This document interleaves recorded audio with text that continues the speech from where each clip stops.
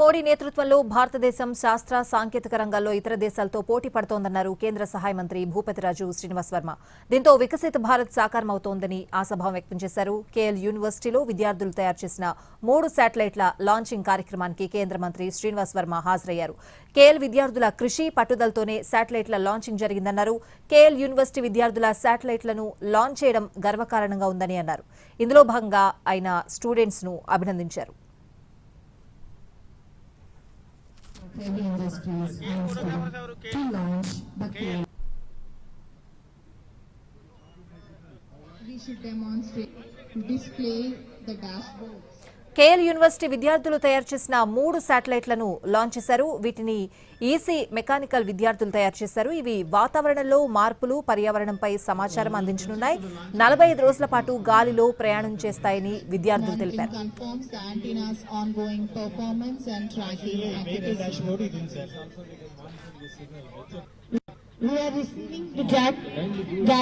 సాంకేతిక పరిజ్ఞానానికి సంబంధించి ఒక ప్రతిష్టాత్మకమైనటువంటి రోజుగా మనం అందరూ కూడా భావించాలి. యూనివర్సిటీ నుంచి 3 satellites, innovate satellites, KLSAT-2, CANSAT and KLJOG అనేటువంటి 3 శాటిలైట్లని ఇవాళ కేఎల్ యూనివర్సిటీ క్యాంపస్ నుండి మనం లాంచ్ చేయడం జరిగింది.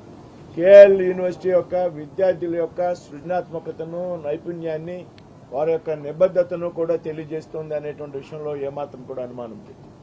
అంటే కేఎల్ యూనివర్సిటీ విద్యార్థులు శాటిలైట్స్ లాంచ్ చేయడం అనేది ఇది మొదటిసారి కాదు. 2023 సెప్టెంబర్లో, అంటే దాదాపు 2 సంవత్సరాల క్రితమే KLSAT-1ని ఇదే క్యాంపస్ నుంచి లాంచ్ చేయడం జరిగింది. వారు పూర్తిగా కూడా అందులో సక్సెస్ అయ్యారనేటువంటి విషయాన్ని సందర్భంగా గుర్తు చేస్తున్నాం.